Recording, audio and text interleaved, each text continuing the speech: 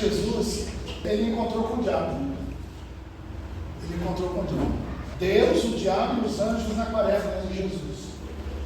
Lembrando, inclusive, um filme brasileiro fantástico, premiado. Um dos primeiros que foram premiados no de ouro. O tentador buscou derrubá-lo com 3 investidas terríveis, para a gente poder meditar bastante no que foi aquilo, para meditar bastante na nossa vida, nas nossas relações, e também para meditarmos na geopolítica, nas coisas que estão acontecendo no mundo, e em muitas coisas importantes nós temos que nos voltar para olhar para isso. Eu reputo essa quaresma uma das quaresmas mais importantes para o mundo cristão, diante do que nós estamos passando no mundo com o avanço da extrema-direita e do fundamentalismo religioso, que estão na construção do quarto Reich. Essa é a verdade. Mas que Deus nos ajude a olharmos para Jesus nessa hora e aprendermos com Ele como é que a gente vai renovar a nossa fé, para poder florir novamente, né? Como uma flor da quaresmeira, né? Que é lindo demais a gente poder olhar para ele. A primeira tentação é a tentação, se você é o Filho de Deus, mande que essas pedras se transformem em pães. As 2 primeiras tentações, o diabo começa a falar assim: você é Filho de Deus, você é Filho de Deus. É porque ele percebeu que Jesus não caiu nesse papo de Filho de Deus. Ele vai para uma terceira que é terrível. E o que é importante nisso tudo é que Jesus foi batizado, certo? Não tinha feito nada ainda, só tinha sido batizado por João, não tinha começado o ministério, não tinha feito nada. E lá no batismo, Deus, o Pai, diz assim: eis o meu filho amado, em quem eu tenho todo o meu prazer.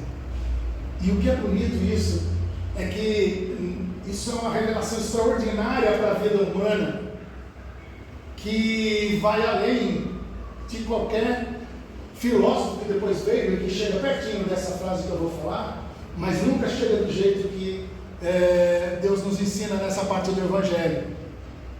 A caminhada com Cristo, o seguir a Jesus, o ser filho de Deus, não está baseado em ter coisas, não está baseado em fazer coisas,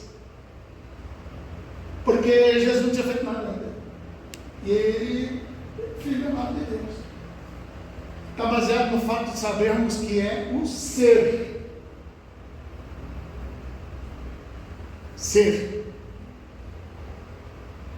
Jesus sabia quem era, então sabia, não, peraí, se eu sou filho de Deus, você está enganado, você está atrasado. E aí tem a primeira tentação: se você é filho de Deus, mande que essas pedras se transformem em pães. E aqui eu vejo o seguinte, que é uma coisa que é impressionante hoje, é a tentação de depender das velhas fomes para ficarmos satisfeitos. Essa é a tentação de depender das velhas fomes para ficarmos satisfeitos. Também é uma coisa interessante que revela a fome do ser humano por mágica. Por isso que eles querem um Deus mágico, eles querem uma espiritualidade mágica, eles querem que seja alguma coisa que seja, sabe, mágico. Está aqui uma pedra, se transforma em pão. Oh! Jesus, um dia lá na frente da história dele, ele diz assim que os caras foram pedir: essa geração, essa raça incrédula, está pedindo para mim um sinal. Eu não vou dar sinal coisa nenhuma para vocês. Jesus debochado. A tentação de depender das velhas fomes para ficarmos satisfeitos. E aí surgem os excessos para saciar nossos vazios e aliviar nossas angústias e dores. Aí a gente se entope de comida muitas vezes, e tá claro isso, tu já tem, enfim, todo mundo sabe disso, não precisa nem ser psicólogo, nem nada, nem terapeuta, para poder entender o quanto as pessoas, elas come, por quê? Porque elas estão querendo preencher um vazio que nem elas sabem direito. Ou bebe, aí tem o erro, que é o erro terrível de às vezes ser alcoólatra, ele não sabe, e aí lasca tudo, entra por um caminho de vício horroroso. Como os excessos. E esses excessos eles vão para preencher esse tal desse vazio, o tédio que nos acolhe. A gente vai fazer alguma coisa, aí a gente come, ou a gente bebe, ou a gente transa, ou a gente... tanta coisa que a gente faz nos nossos excessos. Mas para aliviar nossas angústias, nossas dores, nosso estresse, nosso cansaço. Somos a sociedade do cansaço, como aquele autor maravilhoso está nos ensinando o Ocidente a prestar atenção nisso. E isso é a primeira tentação com Jesus. Se você é o Filho de Deus, mande que essas pedras se transformem em pães. Aí Jesus fala de uma nova fome. Ele diz assim: nem só de pão viverá o homem, mas de toda palavra que vem, que sai da boca de Deus. Aí a gente tem a interpretação, que é a interpretação mesmo da palavra oral, escrita, copiada pelos escribas. Tem essa também, que ele está dizendo isso. Ele está falando das escrituras, do texto bíblico, desse negócio que a gente fica lendo Bíblia. Sabe, a gente parou de ler Bíblia, Aqui na caverna a gente tem uma sugestão: quando você for ter que ler a Bíblia, vai com calma, vai na mãe. Não comece por Gênesis, vai dar por mim. Comece pelo Novo Testamento, comece pelos primeiros 4 evangelhos. Passe um ano lendo e relendo os 4 evangelhos: Mateus, Marcos, Lucas e João. Um ano, aí acabou, e agora o que eu faço? Lê de novo. Aí eu já li 2 vezes, eu leio de novo. Aí já li 3 vezes, eu leio de novo. Vai lendo, vai se colocando no lugar das personagens, vai prestando atenção no que Jesus ensinou. No outro ano você lê o Novo Testamento, sem os evangelhos. No ano inteiro lendo também. Lê, é legal, textos maravilhosos que vocês vão lá. Mas na hora que você for ler, presta atenção, a pergunta é: Jesus falou isso? Não falou. É bacana, mas não é para obedecer. Não é para você. Isso vale para Paulo. Jesus falou o que Paulo falou sobre a mulher errada? Não. Então esquece o que Paulo falou. Estão entendendo o que ele tem que fazer naquele Bíblia? Ah, você é um herege. Sou.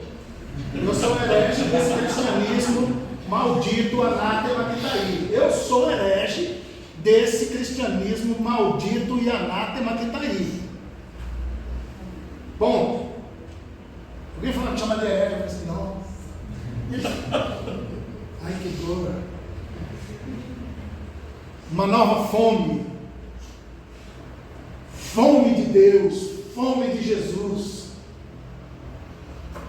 Fome de querer falar com Deus. Esse negócio aqui que hoje em dia eu fui vendo uns... Graças a Deus eu não fico andando em alguns lugares. Eu não aceito mais convite. A maioria não quer me convidar. Eu louvado seja Deus. Não vou em alguns lugares. Algumas pessoas até queridas querem levar. Eu penso um pouco, vou não. Ah, mas você está enterrando o dom. Ah, tá.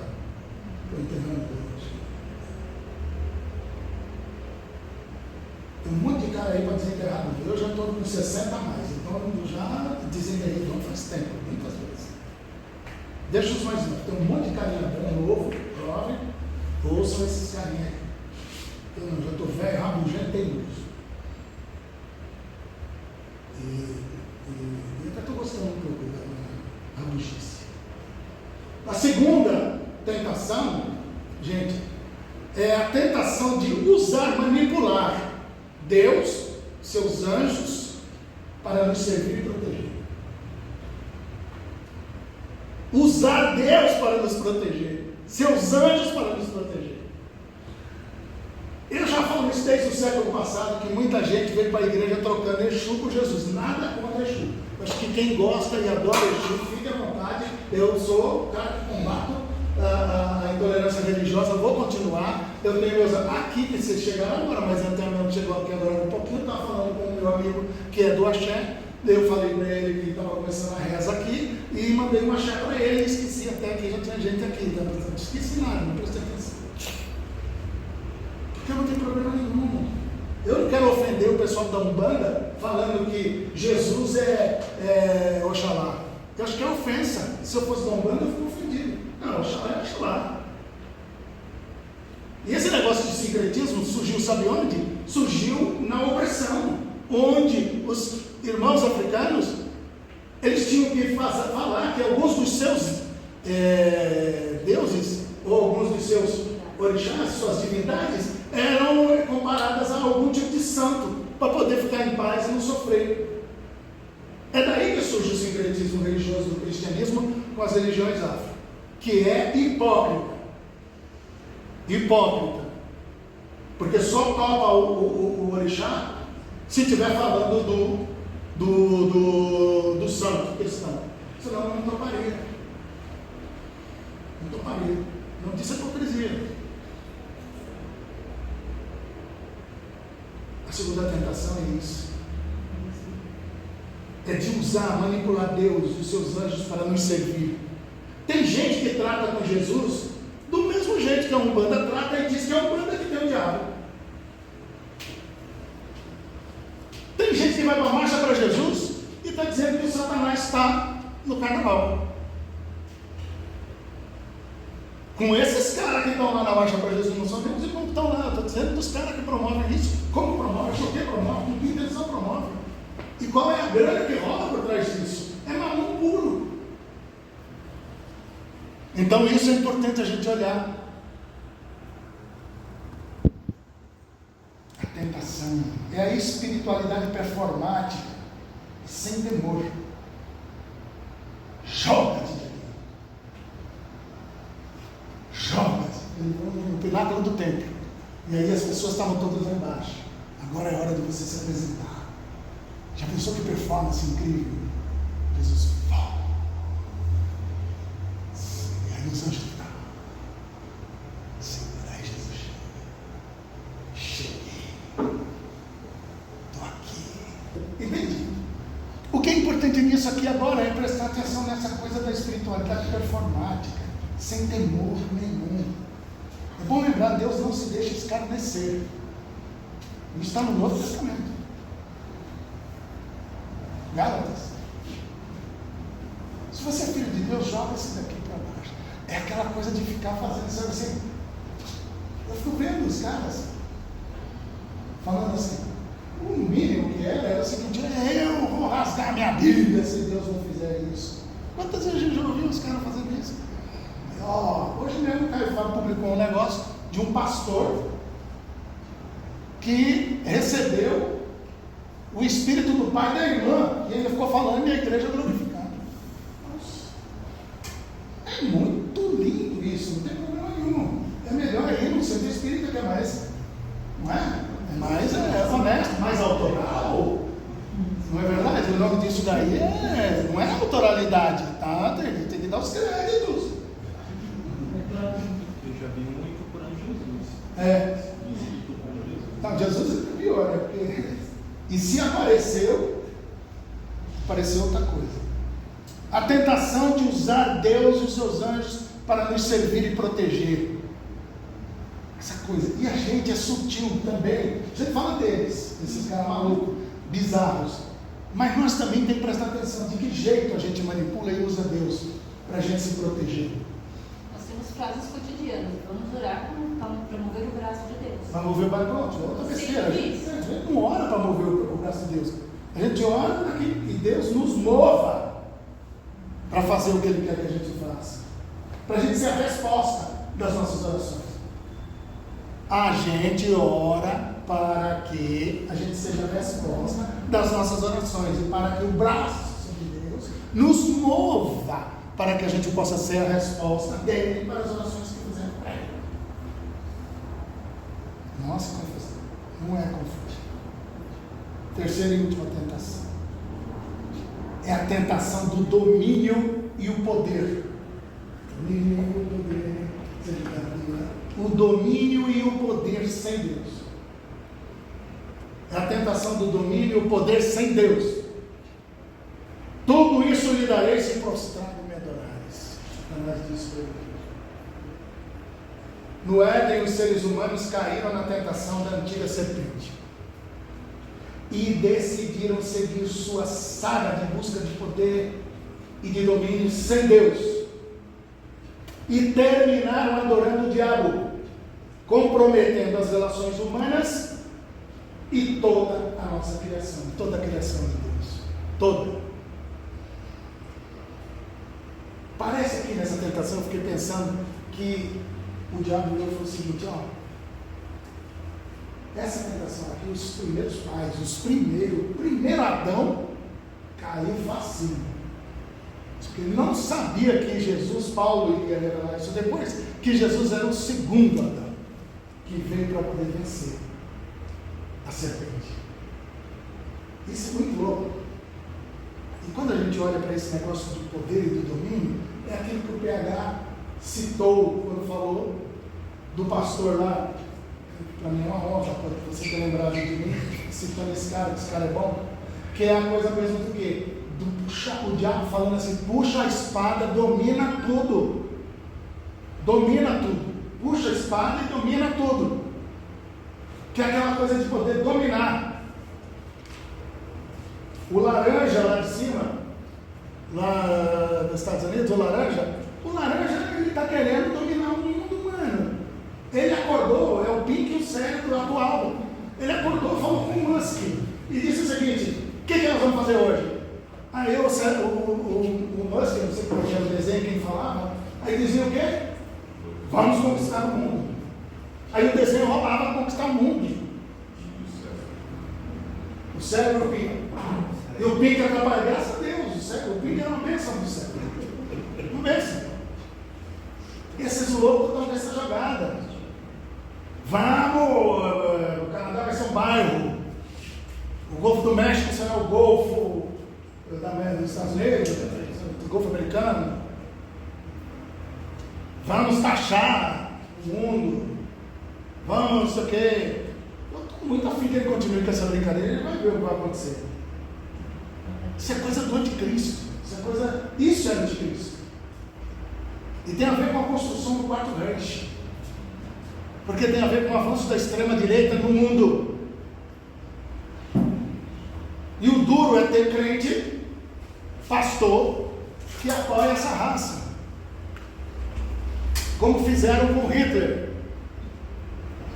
E que quando Dietrich Bonhoeffer resistiu, também participaram da morte dele, da execução dele, ao resistir Hitler. Então, essa tentação de domínio e poder sem Deus. Primeiro que se você começou já a querer ter muito poder e muito domínio, a palavra, a frase sem Deus não precisa nem aparecer, porque já é sem Deus. Já é sem Deus. O que é? Tu está querendo dominar mesmo o espaço?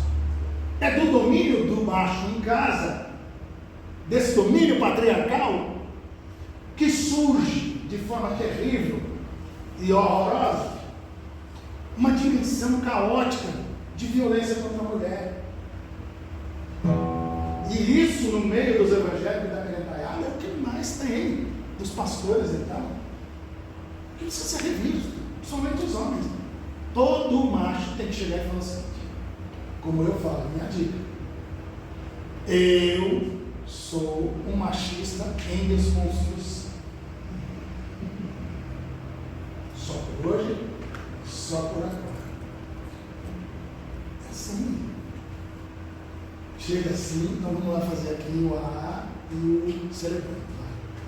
Oi, eu sou o Levi. Oi, Levi. Por favor, sejam mais.